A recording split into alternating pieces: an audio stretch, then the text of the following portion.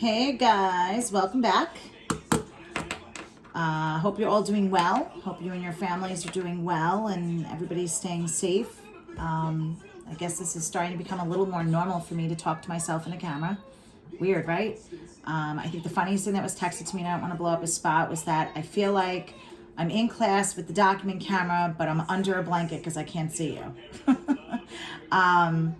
Anyway, I hope all this effort I'm going through of making these videos is helping you guys as much as possible. I'm really trying to make this as real and interactive as it can be. And, you know, I'm sorry I don't use Google Classroom. I'm old and I've never used it before. And it was just something else to learn. So the school wants us to use Canvas, and I figured this is the easiest way is by making videos and uploading it to Canvas. But anyway, this video is going to be going over homework problems. So here's the game plan. I'm going to go over the homework problems that were due as assignments last week. So you had to do example 2, I think C, on the rectangle problem, which most of you said you did fine on. Excuse me. And then you had to do example 3, which was the airplane flying over a radar or antenna or whatever. And I ended up sending you a picture of my answers, and some of you still said you were confused. And then the next homework assignment was to do example 1 part C with the ladder falling down the wall that I started you on. I believe I started the work for it. And then to try example 2 with the cylinder problem, and you guys seem to be completely lost on that one. So as I promised, I'm going to do a video, and we're going, this video lesson 4 is going to be going over our homework problems. And then I'm going to post 2 questions.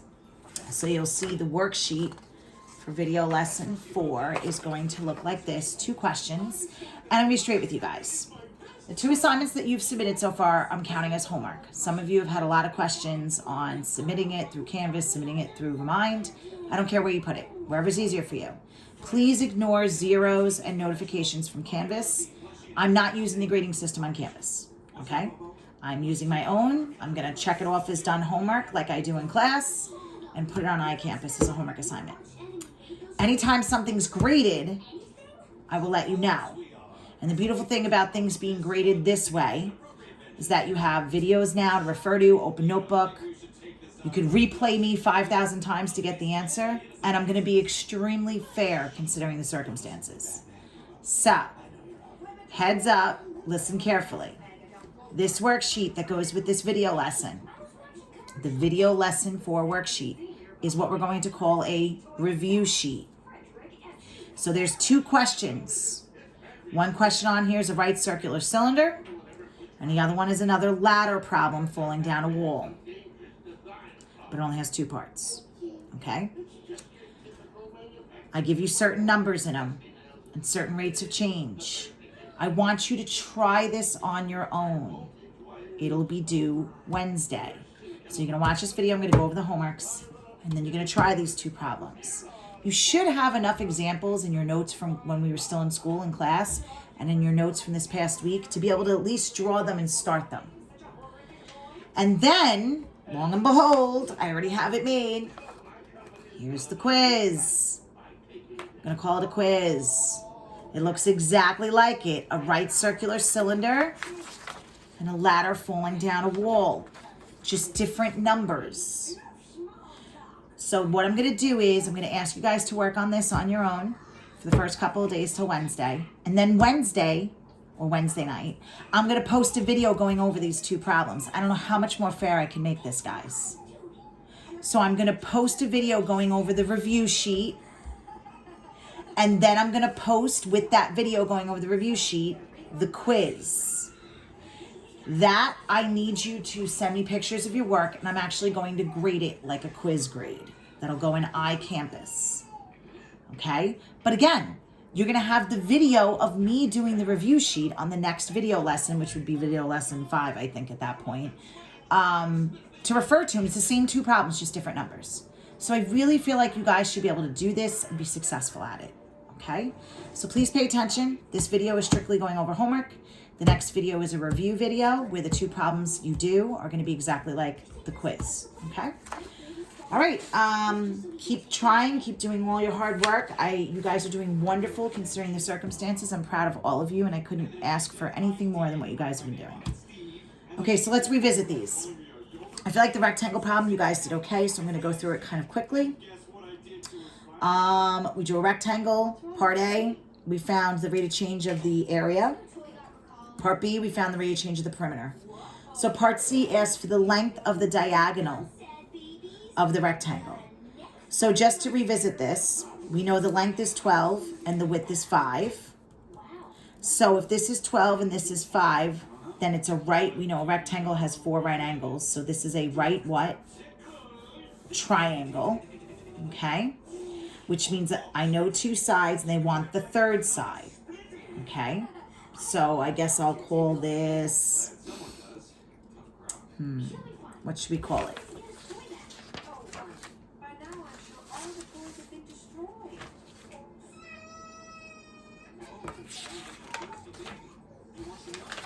You want to call it C? We can call it C if you want, because it's the diagonal. Okay, so A squared plus B squared equals C squared. In this case, I already have them L and W, so I'm just going to leave it that way. All right, and I want to find the length of the diagonal. So, let's take a look here.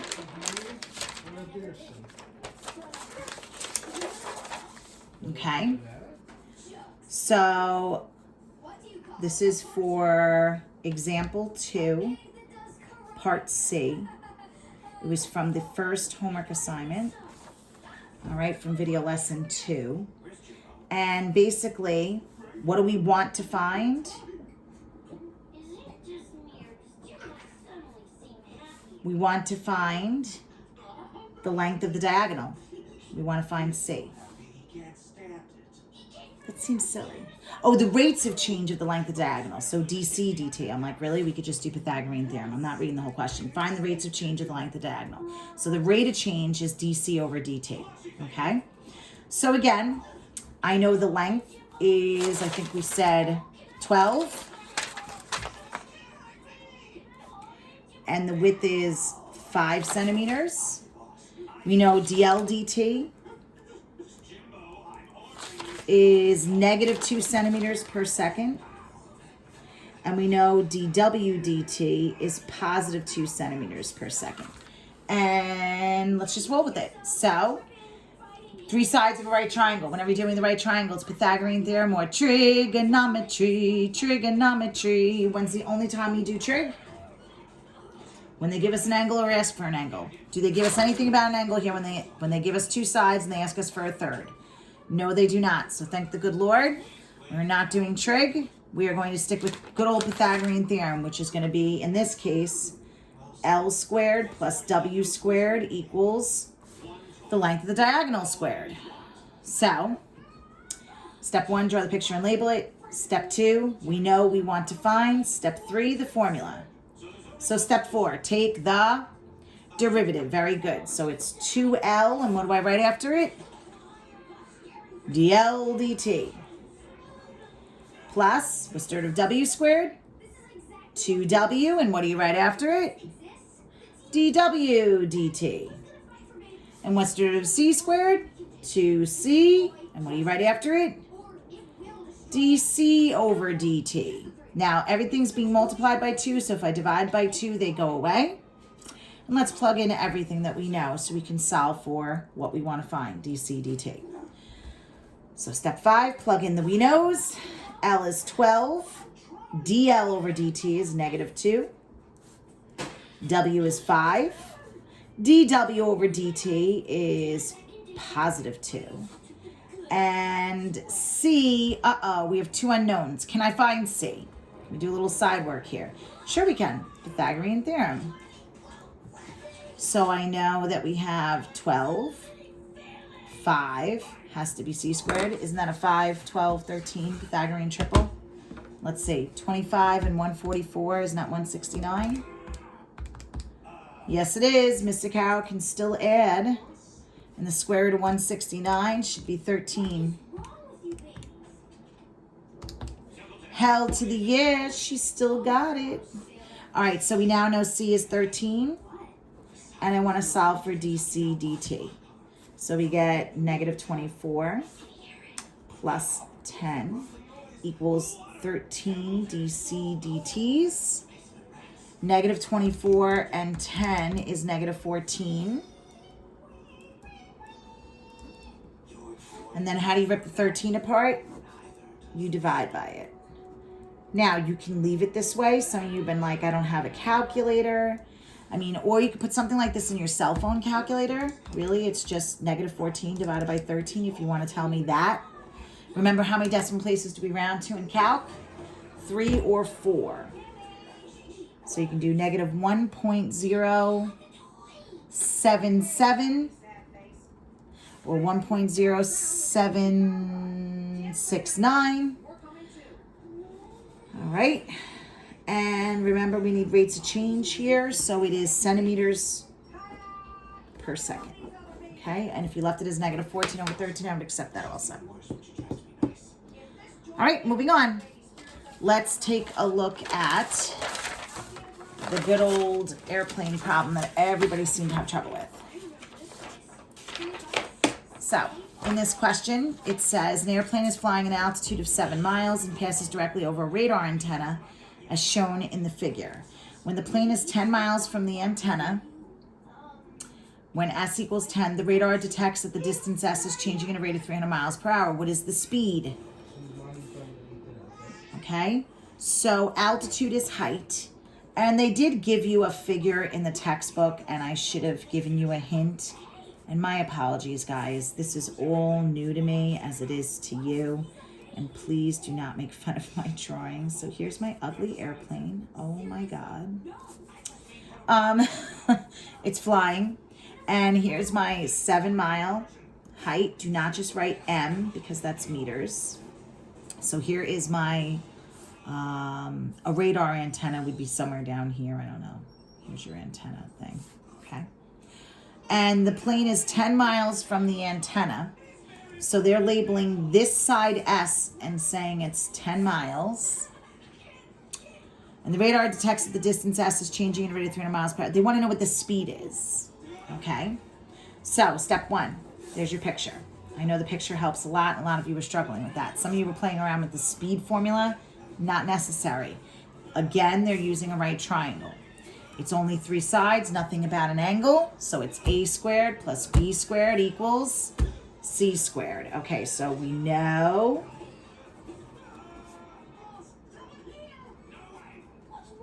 we want to find. What do we know? We know s is 10. What else do we know? We know the rate of change of s, ds dt. How do we know it's a rate of change? Because it says miles per hour. And it's 300 miles per hour. Okay, what do they want us to find? The speed of the airplane. How fast is the airplane going? How fast? They want us to find the speed of this side. I'm just going to call this side x. So what would the speed be? It's not x. X is how far away the airplane has traveled. What is speed? The rate of change of x, dx dt. Now we already said it's a right triangle. So it's a squared plus b squared equals c squared. So x squared plus 7 squared equals s squared. Is everybody okay with this part? Now, 7 squared it's a number. They're telling us the altitude of the plane. It's not changing. It's a constant. So when I go to take the derivative, which is step 4, that's why this disappears. A lot of you were asking me that as a question. Because it's a constant. And what's the derivative of 49? 0. What's the derivative of 5? 0. What's the derivative of 10? 0. So again, what's the derivative of 49? It's just 0. So that's why this guy disappears. In derivative land, it goes to 0. The derivative of x squared is 2x dx dt. And the derivative of s squared is 2s ds dt. Everything's being multiplied by 2, so if I divide by 2, they cancel. Now plug in what you know. We know s is 10, and we know ds dt is 300. We know x. Oh, we don't know x. Can I find x? Because it's a right triangle. Yes, we can do side work. X squared plus 7 squared equals s squared. X squared plus 7 squared equals 10 squared. So 100 minus 49, some of you are asking me where this number came from, is 51.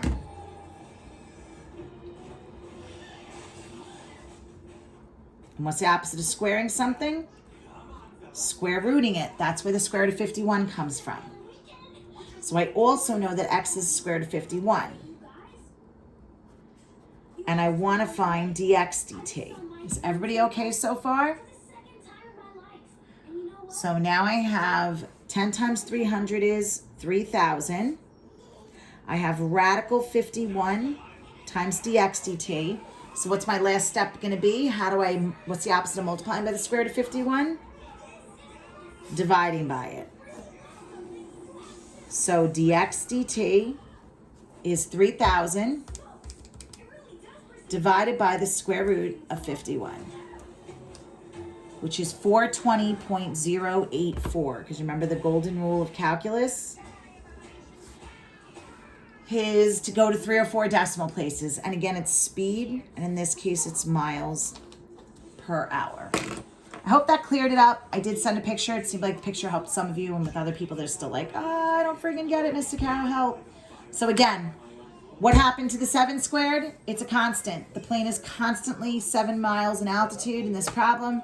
Derivative of 49 is just 0. That's why that disappears. Where the hell did the square root of 51 come from? Pythagorean theorem. And otherwise, you plug everything in. Okay? All right. Try to hang in there. We're going to try and do one more.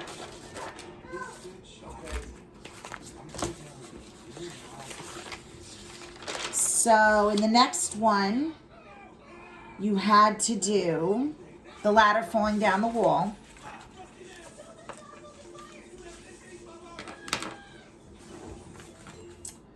Let's see. The ladder slipping down the wall. So I believe I started it with you guys, where we said part C said, at what rate is the angle theta between the ladder and the ground changing at that moment? So they introduced theta. Theta means trigonometry, trigonometry. When you see theta, you gotta do trig. So basically we had everything set up here. We found a bunch of stuff. We found the rate of change of side A. We found the rate of change of the area of the triangle, and we set up an area formula. And then part C asked for the rate of change of the angle. So I started it for you guys on the back here. I said, now what do we want to find? We want to find d theta dt. And I said, okay, if we're getting tricky with it, getting tricky with it. Then we're doing SOHCAHTOA. And then I said, okay, which one are we going to use? And I said, well, if you look at the picture, theta, they want the angle. Theta is the angle that the ladder makes with the ground. So we did tan, which is opposite over hypotenuse, opposite over adjacent, sorry. So we did A over B, opposite over adjacent, right? If you look at our work here, try some cranberry juice. She wants an apple. Oh, there's one that's already started in the fridge. Sorry, guys. If you just open the, yeah, it's in a plastic bag. She's going to take like 3 bites. I know, honey. We're going to do it right now. So tan theta is opposite over adjacent. So it's side A over side B. Now I need this. This is my formula. What do I need this for? I need this so that I could take the derivative, because step 4 is take the derivative. And this is where I reviewed it with you. What's the derivative of tan? Secant squared. We just took the derivative of theta, so what do I write after it? D theta over dt. This is the good old quotient rule, and I did this for you because I knew you guys sucked at it. Love you dearly. Know you miss me telling you how much you suck at things. But it's the bottom times the derivative of the top plus the top times the derivative of the bottom all over your mom squared. I mean the bottom squared. So at this point, I left you with just having to plug in and solve. Okay, and some of you really suck at trig, so you're like, I don't get it. Okay, so if we take a look here, once I got to this point, you have to, this is where this comes into play with doing secant. Because if tan is 5 over 12, secant is a reciprocal function, okay? So a little bit of side work here in order to be able to plug in this first part, secant squared theta. All right, you had to do some side work. All right, so if I know tan theta is 5 over 12, but secant is the reciprocal of cosine, then I actually have to go back to the picture and do cosine. Cosine is caught another hippie, so it's adjacent over hypotenuse. So adjacent 12 over hypotenuse, which is 13. So cosine is 12, over 13, which means secant is going to be what? What's the reciprocal of 12 over 13? 13 over 12, but it's secant squared. So secant squared is this mofo squared, which is 169 over 144. So now I know what to plug in on this part. So you ready? 169 over 144. Remember, they want the rate of change of theta. B, I have no freaking clue. This is going to be kind of annoying for Sakaro. B is 12, and dB dt is 5, right? Does that sound about right? I'm doing something wrong here. No, it's dA dt. I'm sorry. B is 12, and dA dt, I am doing something wrong because I'm looking at it upside down. dA dt ended up being from part A, which is negative 12. So again, I'm plugging in. B is 12, dA dt is negative 12. My cat is sitting on my notes. Get up, Lily. Welcome to Sakaro's crib, where everything gets interesting all the time. Go ahead, make yourself comfortable. Right on my notes. I wish you guys could see this. And then bottom times to the top minus the top. So now we got to do A, right? What the hell was A? A is 5. And dB dt, that's the one that they gave us, is 5. So 5 and 5, all over the bottom squared, which is 5 squared.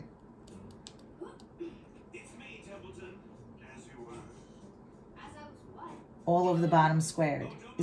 No, B's 12. Oh my God. Okay, so we have 169 over 144 d theta dt. And then I have negative 144 minus 25 over 144. Oh my God. So, calculator time. I'm just going to double check my work here. Yep, negative 144 and 5 times 5. So we have negative 144 minus 25. All right, so I am going to divide by this fraction, which for you guys is the same as multiplying by the reciprocal. So basically I have negative 169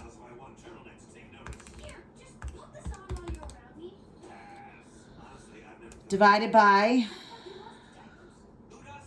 144 divided by the fraction on the bottom, 169 divided by 144, or multiplying by 144 over 169, it's up to you. And I'm getting something like negative 1. This is a really weird units of measurement. It's negative 1, and we say rads per second, radians per second. Stay rad, dude. Oh, it was hard. I started it and just wanted you to finish it. What's up, Ophelia? You bite the apple? Are you a good girl? Okay. My 2-year-old's giving me updates on what she's eating because she's hungry. All right, this video is getting very long, so I'm going to cut it here, and we'll do the boring the cylinder another time. This is enough. Really, this is the problem I wanted you to see because it's more like the review question, okay? For the right circular cylinder problem, I want you guys to remember I'm going to upload the review sheet with this. So worksheet for video lesson 4 is a right circular cylinder. If you look in your notes packet,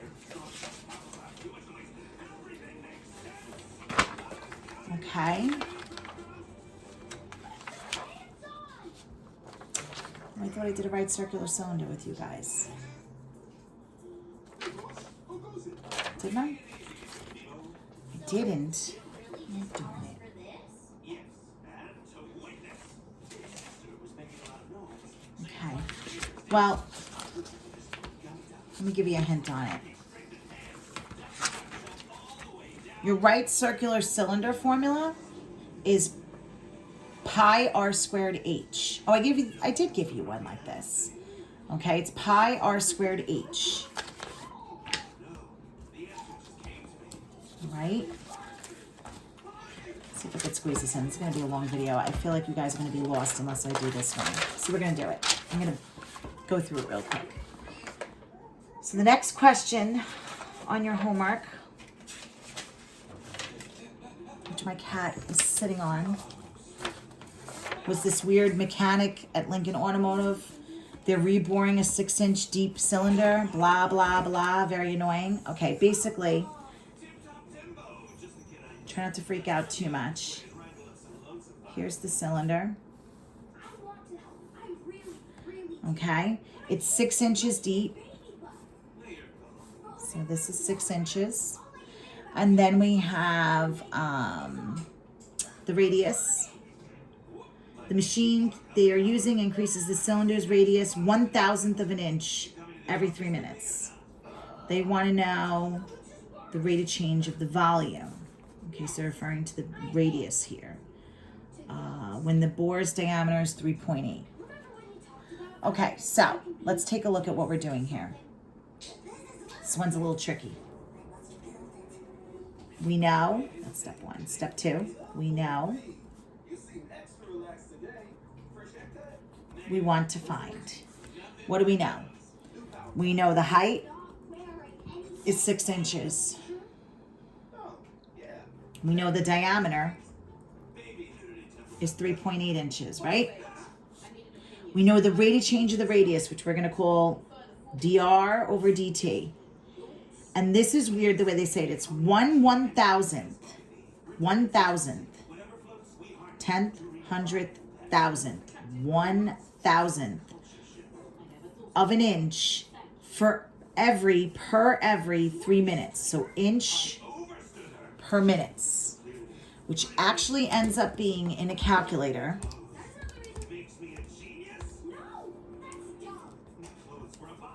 1/3000 inches per minute. Okay, and then the radius, did they give us the radius? How do I find the radius? If the diameter is 3.8, what's the radius? Half the diameter, right? So we cut it in half. So that's 1.9. Okay, so that's everything we know. What do we want to find? The rate of change of the volume, and they're saying it's increasing, so it should be a what? If it's increasing, is it going to be positive or negative? They're going to want a positive number here. So what's the volume of a right circular cylinder? Pi r squared times h. I did give you that formula, even though I don't know if we've done a problem like this. I can't find it in my notes right now because my cat is annoyingly enough sitting on everything. So let's do the derivative formula. Now, if you guys remember, let's plug in, before we take the derivative, let's plug in what we know. Now, the height is a constant again. So if I plug in the 6, okay, then it just becomes 6 pi r squared. That way we can just take the derivative easily, because what would happen before is a lot of you asked me like, what do I do with the product rule here? Who are my two variables? And you're right, it would have been the product rule. But then if I do that, then I end up with dH dt. And I don't have a dH dt, so you have to get rid of it. In this problem, there was nothing else I could do except for plug in the 6 and take the derivative of that. All right, so 6 times 2, when we do the derivative of 1v, it's 1 dv dt. The derivative of 6 pi r squared is 12 pi r's dr dt. And then we plug in. The radius is 1.9. And DRDT is 1/3000. And if you put that all in the calculator, ladies and gents, you should get something ridiculous, 0.0076 pies. And it's volume, so it's inches cubed per minute. And the one on your review sheet, your quiz, is not as hard as this. But hopefully this helps. All right, my darlings. I love you all dearly. Bless this mess. This is a long video. I apologize, but I wanted to make sure you have everything you need. Again, the worksheet that goes with this video, lesson 4, we're going to call it a review sheet. Try your best. Do your best. Show me you tried by Wednesday. Send me a picture on Remind. Upload something to Canvas, whatever you're more comfortable with. I'm checking it as homework, so to say. And then on the next video will be a review video where I'm going to do the 2 problems. And the assignment with that is going to be a quiz. Okay? So I hope you're all well. Stay safe. Take care. Brush your hair.